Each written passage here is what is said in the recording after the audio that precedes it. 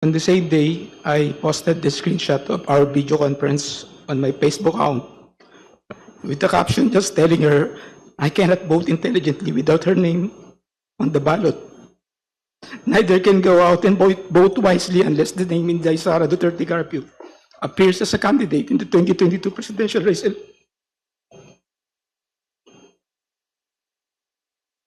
Would you like 47.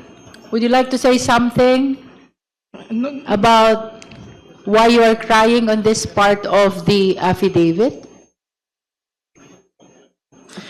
hindi naman, malungkot lang po. Malungkot. Okay, please proceed.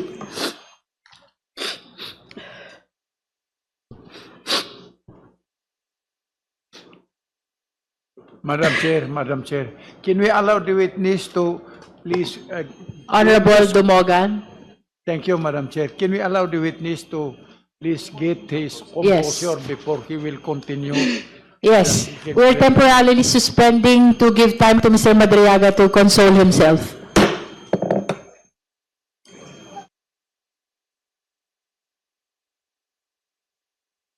Thank you po, Madam Chair.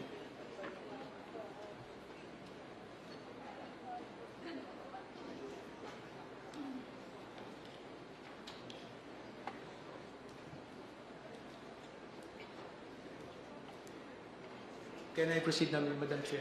Yes, you may. 46. On the same day, I posted the same screenshot of our video conference on my Facebook account with the caption just telling her I cannot vote intelligently without her name on the ballot. Neither can go out and vote wisely unless the name Inday Sara Duterte Carpio appears as candidate in the two presidential race, Pilipinas.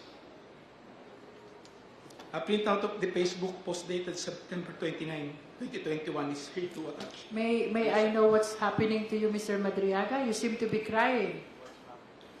Are you crying? I just remember one moment. Are you crying? I just, You are nearly crying.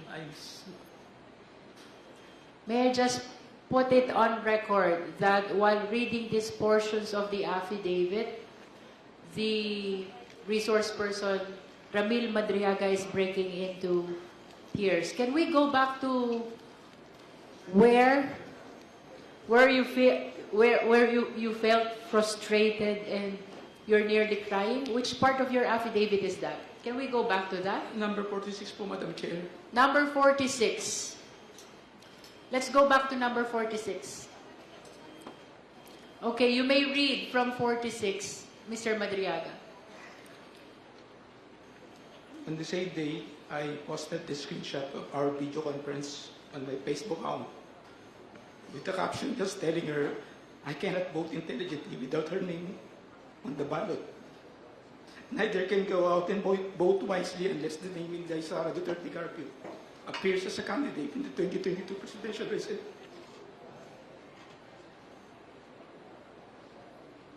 Would you like 47. to say something about why you are crying on this part of the affidavit? Hindi naman, malungkot lang po. Malungkot. Okay, please proceed.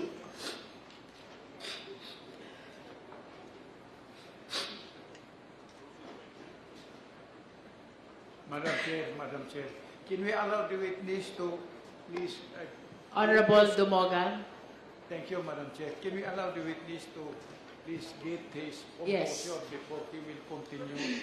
Yes, we are temporarily suspending to give time to Mr. Madriaga to console himself.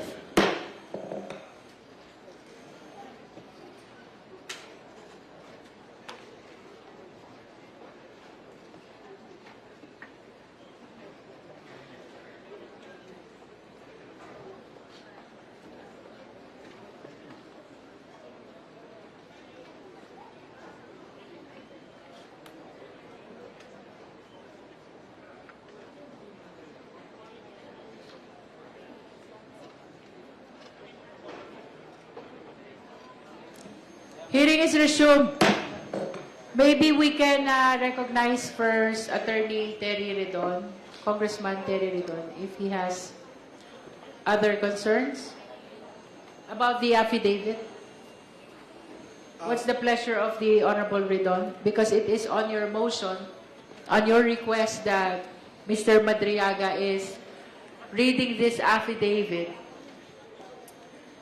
that causes him to cry a lot. I think we have to let him finish the affidavit, the reading of the supplemental affidavit until the very end, Madam Chair. And he should be allowed to proceed as soon as he has composed himself. Madam Chair. May I proceed, Madam Chair? Are you ready? Opo, Madam Chair. Okay, you may proceed, Mr. Madriaga. 47, nevertheless, Sara proceeded to run as BBM's Vice President under the Unity ticket. I continued assisting her campaign for Vice President during campaign sorties. I served as advance party to municipalities, cities, provinces where Sara was scheduled to visit and campaign. In several of these campaign sorties, I personally joined Sara together with other members and volunteers of ISIP, which to us now refer to Inday Sara para sa ikalawang Pangulo. Photos of Sara and me in several campaign sorties are here to attach as Annex G to G-3. 48. During one of the activities of ISIP in Bataan, I got to know a group of farmers who were asking for assistance because of land grabbing incidents in their area. I tried assisting them and I discovered that the entity behind the land grabbing in First Bataan Maribeles Holdings Corporation. More than a year later, I informed Sara about this concern and she told me to bring the group to one of her residences in Metro Manila located at Serendra Bonifacio Global City, Taguig City. I asked the group of farmers to wait outside of Serendra as I went to talk to Sara. When I mentioned to Sara the First Bataan Maribeles Holdings Corporation is the one involved in the land grabbing incidents, she told me that she cannot do anything and that she will no longer meet with the group of farmers. Through ISIP, I also came to know Attorney Reynold Monsayak, who likewise provided valuable support to ISIP. In recognition of his efforts, ISIP awarded him a certificate of recognition and appreciation at Nomu Bashu, Thomas Morato, Quezon City. Attorney Monsayak was later appointed as the spokesperson of the Office of the Vice President. A copy of the certificate of recognition and appreciation dated June 29, 2022 is here to attach as Annex H. Fast Paradyo Bumbo!